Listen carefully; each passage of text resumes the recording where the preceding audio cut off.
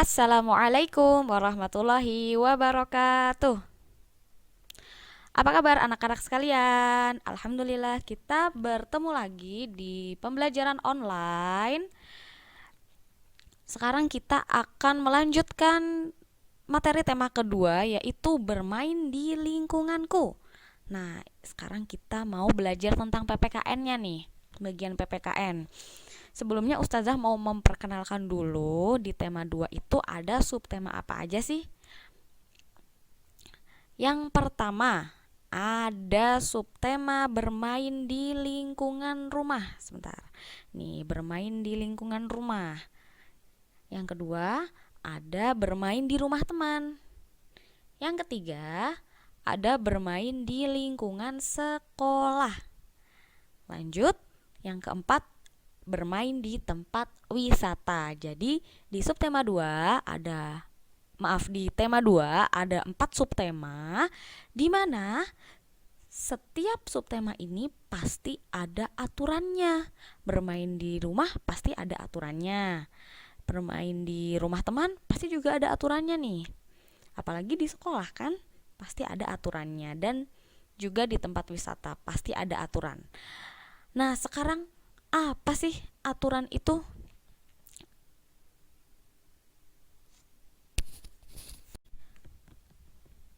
Oke, kita mulai di subtema yang pertama, bermain di lingkungan rumah. Kita baca bersama dulu yuk. Setiap rumah memiliki aturan. Aturan antara rumah yang satu dengan rumah yang lain berbeda. Aturan dibuat untuk menjaga kedisiplinan dan ketertiban di rumah, sehingga rumah aman dan nyaman untuk dihuni. Aturan di rumah harus dipatuhi oleh seluruh anggota keluarga. Nah, jadi di rumah yang satu dengan rumah yang lain itu berbeda peraturannya. Misalnya di rumahnya Mbak Feli sama di rumahnya Mbak Cindy, pasti aturannya berbeda. Nah, aturan itu dibuat untuk menjaga kedisiplinan dan ketertiban nih, yang Ustazah biru-biru, yang Ustazah pakai warna biru ini menjadi penting ya, jangan sampai terlupa. Yang terakhir, aturan harus dipatuhi oleh seluruh anggota keluarga. Jadi tidak hanya ayah atau ibu saja yang mematuhi peraturan, tapi kakak, adik harus taat pada peraturan yang ada di rumah. Lanjut kita baca. Ada aturan yang harus kita taati di rumah. Nah, aturan dibuat agar semua kegiatan berjalan lancar. Melanggar aturan dapat dikenakan sanksi. Pasti ada hukumannya kalau misalkan peraturannya tidak ditaati. Contoh aturan di rumah. Nah, ini ada beberapa contoh aturan yang ada di rumah. Ada 6 contoh. Ustazah kasih 6 contoh. Yang pertama, meminta izin sebelum berangkat ke sekolah. Pasti sebelum ke sekolah, anak-anak bersalaman kepada orang tua kan, berpamitan, memohon doanya agar diberi kelancaran ketika belajar di sekolah. Nah, kemudian merapikan tempat tidur sesudah bangun tidur. Kita harus disiplin ya. Kalau bangun tidur, merapikan tempat tidurnya sendiri. Mulai sekarang belajar untuk merapikan tempat tidurnya sendiri. Oke? Lanjut, membantu ibu membersihkan rumah. Nah, ini harus dilatih juga. Rajin bantu menyapu, mengepel, dan lain sebagainya. Kemudian merapikan kembali mainan setelah bermain. Nah, ini kalau punya mainan banyak, kalau misalkan setelah bermain harus dirapihkan. Kalau tidak, nanti keamanan dan kenyamanan di rumah akan terganggu. Ini ya. Lanjut, mencuci piring selesai makan. Nah, sebisa mungkin setelah selesai makan, anak-anak mencuci piringnya sendiri, belajar. Oke? Terakhir, Ustazah kasih contoh belajar yang rajin. Nah, selama belajar online ini, karena jarang pergi ke sekolah, kita harus belajar mandiri. Harus rajin belajarnya. Boleh bermain, tapi harus belajar. Setidaknya kita membaca buku. Bukunya dibaca. Apa sih manfaat mematuhi aturan di rumah? Ada beberapa manfaat ternyata mematuhi aturan di rumah nih. Yang pertama, ketika kita sudah merapikan mainan yang ada di rumah kita, pasti rumah menjadi lebih rapi sehingga suasana nyaman di rumah itu bisa terbentuk. Selanjutnya, kalau kita mencuci alat makan sendiri setelah makan, pasti dapur akan terlihat lebih bersih dan tentu terhindar dari kuman-kuman atau kotoran yang ada di piring-piring bekas makan kita. Karena tadi sudah belajar di subtema pertama, kita lanjut ke subtema 2. Bermain di rumah teman. Kalau tadi di rumah sendiri, sekarang ke rumah teman. Ketika bermain di rumah teman, kita harus bersikap baik dan mematuhi aturan yang ada di rumah teman itu. Kita dapat bermain dengan nyaman apabila mengikuti aturan.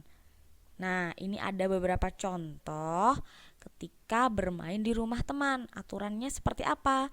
Yang pertama, sebelum masuk ke rumah harus mengetuk pintu. Jadi tidak asal masuk aja, dibuka pintunya sendiri, bilang assalamualaikum. Nah, tidak seperti itu ya, harus sopan mengetuk pintu.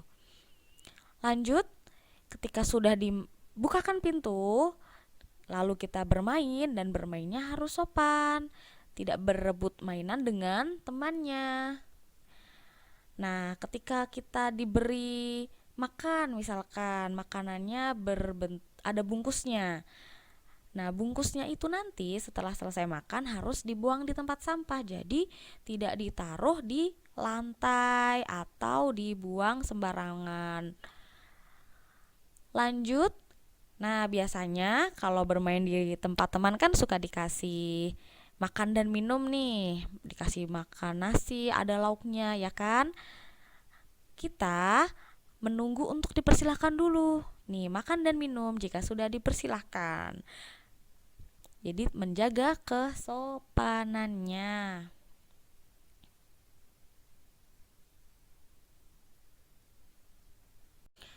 Apa saja manfaat mematuhi aturan di rumah teman? Yang pertama, menciptakan keteraturan. Yang kedua, melatih sikap disiplin. Yang ketiga, melatih tanggung jawab. Lalu, yang terakhir, membuat hidup nyaman. Nah, apabila semuanya terpenuhi, akan membuat hidup kita menjadi lebih teratur. Kita juga belajar disiplin di tempat teman, belajar bertanggung jawab juga karena tadi membuang sampah pada tempatnya, lalu ikut merapihkan mainan temannya, dan yang terakhir kita bisa menciptakan hidup nyaman di lingkungan rumah teman. Nah, sekarang kita beranjak di subtema yang ketiga, yaitu bermain di lingkungan sekolah. Kita baca bersama. Di sekolah, kita memakai seragam dengan rapi. Bagi anak laki-laki memakai celana. Bagi anak perempuan memakai rok. Baju dimasukkan ke dalam rok atau celana. Memakai seragam sesuai jadwal. Rambut anak laki-laki tidak melebihi daun telinga. Peraturan sekolah tidak boleh dilanggar. Mohon maaf ya, ini ada kesalahan penulisan di sini ya. Apabila dilanggar, akan mendapatkan hukuman. Tata tertib di sekolah wajib ditaati oleh semua warga sekolah. Nah, ini ada beberapa contoh tata tertib di sekolah. Yang pertama nih, datang sebelum pelajaran dimulai. Jadi diusahakan tidak terlambat datang ke sekolah. Lalu mengikuti upacara hari Senin dengan tertib. Lalu semua siswa menjaga kebersihan, kerapian, dan keindahan sekolah. Seperti mengikuti piket kelas, melaksanakan piket kelas ya. Lalu membuang sampah pada tempatnya dan lain sebagainya. Kemudian semua siswa harus berperilaku santun dan sopan terutama kepada bapak dan ibu guru, kepada yang lebih tua, lalu kepada teman-temannya juga ya. Selanjutnya, semua siswa wajib membuang sampah pada tempatnya. Nah, ini tadi untuk menjaga kebersihan di sekolah. Kemudian berdoa sebelum dan setelah pelajaran. Nah, sebelum kita memulai belajar, kita berdoa, dan setelah selesai belajar, kita juga berdoa agar mendapat keberkahan dari kegiatan belajar kita di sekolah. Lanjut, menjalankan piket kelas. Nah, ini tadi untuk menjaga kebersihan dan kerapihan. Selanjutnya, nah, ketika kita sudah mentaati peraturan di sekolah, ternyata ada manfaat nih, ada manfaat taat pada aturan sekolah. Apa saja manfaatnya? Yang pertama, melatih sikap disiplin. Selanjutnya, hidup rapi dan bersih. Lalu, bisa melatih bertanggung jawab. Nah, yang terakhir, sikap ramah kepada orang lain. Nah, ini tadi kita dapatkan manfaatnya ketika kita sudah mengikuti peraturan yang baik di sekolah. Nah, jika tata tertib tidak dipatuhi, dapat berakibat kurang baik. Kita akan mendapatkan sanksi atau hukuman dari sekolah. Sekarang kita beranjak ke subtema keempat, bermain di tempat wisata. Subtema yang terakhir. Kita baca bersama. Saat di tempat wisata, kita harus menaati tata tertib. Aturan di tempat wisata harus dipatuhi oleh semua pengunjung tempat wisata. Aturan dibuat agar semua pengunjung merasa aman dan nyaman. Nah, ketika kita berkunjung di tempat wisata, pasti ada aturannya, ya kan? Ada beberapa contoh, seperti ketika di tempat wisata, kalau membawa perbekalan, kita wajib membuang sampahnya di tempat sampah. Pasti ada tempat sampah yang disediakan di tempat wisata. Yang kedua, antri saat membeli tiket masuk. Nah, pasti sebelum kita masuk, kita membeli tiket dulu kan. Nah, ketika membeli tiket, kita harus antri. Yang terakhir, tidak boleh mendekati area berbahaya tanpa pengawasan orang dewasa. Nah, kalau contohnya nih di kebun binatang, pasti ada tempat-tempat yang berbahaya yang kita tidak boleh sendirian di sana, tapi harus ada pengawasan dari orang tua kita gitu. Nah, ini contoh gambar. Contoh gambar ketika antri membeli tiket masuk ya, yang rapih. Agar tercipta apa? Tercipta keteraturan, kedisiplinan, dan kenyamanan antar pengunjung tempat wisata. Oke, sekian materi hari ini tentang bermain di lingkunganku yang harus menaati peraturan di setiap tempatnya. Wassalamualaikum warahmatullahi wabarakatuh.